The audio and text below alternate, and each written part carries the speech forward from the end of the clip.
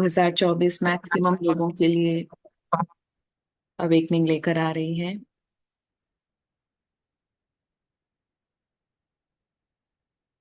जो कि कभी कभी बहुत पेनफुल होता है। ऐसा लगता है कि पूरा जीवन समाप्त हो गया, पूरा बिलीफ सिस्टम टूट गया, एकदम अकेले पड़ गए, सब कुछ समाप्त हो गया, बहुत बड़ा रोग आ गया। अगर इस तरह की कोई एक्सपीरियंसेस आपके जीवन में है तो 100%, अगर आप स्पिरिचुअली इंक्लाइंड हैं और आपके लाइफ में इस तरह का कोई एक्सपीरियंस आया है, तो 100% आपकी अवेकनिंग की प्रोसेस, आपकी एनलाइटनमेंट की प्रोसेस की शुरुआत हो चुकी है।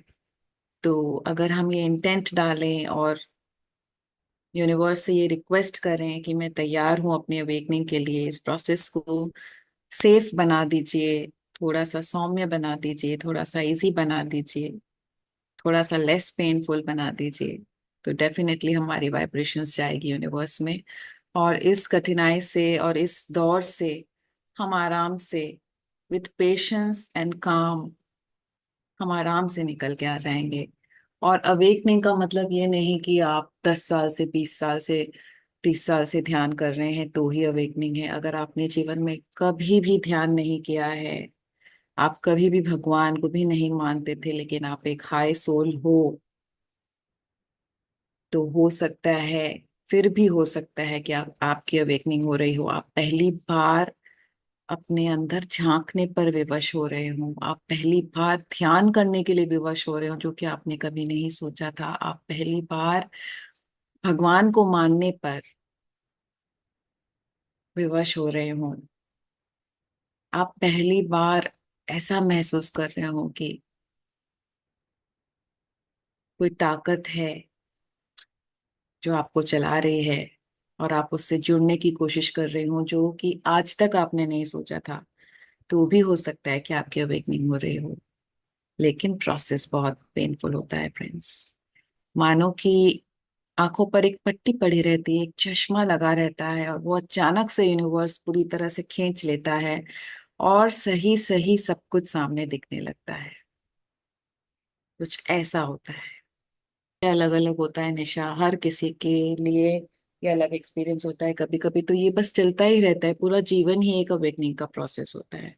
और कभी कभी, एक जैसे मैंने कहा, कभी भी वो भगवान के लिए भी इंक्लाइंड नहीं है, अ, अपने में ही मस्त मौला है। कुछ ऐसा होगा, उसके उसको उस सोल को कुछ करना है, उसका जीवन का कोई पर्पस है, तो कुछ ऐसा होगा कि इतना पेनफुल होगा, इन सडन यू टर्न हो जाएगा। जैसे अंगुलीमाल, सडन यू टर्न हो गया उसके जीवन में, है ना। ठीक तो है। और कभी कभी जब हम स्पिरिचुअली इंक्लाइंड हैं, तो स्पिरिचुअली जब हम फर्स्ट टाइम आए तो किसी पेन को लेकर आए, तो वहां से हमारी अवेकनिंग स्टार्ट हो गई थी। लेकिन ये प्रोसेस कंटिन्यूस भी होती है, ठीक है। तो हर किसी के लिए अलग एक्सपीरियंस लेके आती है। बस सबसे बेस्ट है इससे आगे निकलने का, सबसे बेस्ट तरीका है कि इसके बारे में सोचा ना जाए कि मेरी अवेकनिंग हो रही है, नहीं हो रही है, कब होगी, शुरू हुई, नहीं हुई। बस जो परिस्थिति आई, अगर उसमें आप कामनेस को मेंटेन कर पा रहे हो, मतलब कुछ भी तूफान जीवन में चल रहा है, आप शांत हो, क्योंकि आपको पता है कि आप ये शरीर नहीं हो, आप ये आत्मा हो।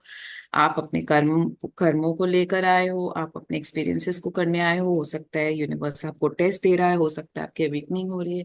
किसी भी पेनफुल सिचुएशंस में बहुत सारी चीजें हो सकती, हो सकता है आपका लेसन है, हो सकता है कुछ भी हो सकता है।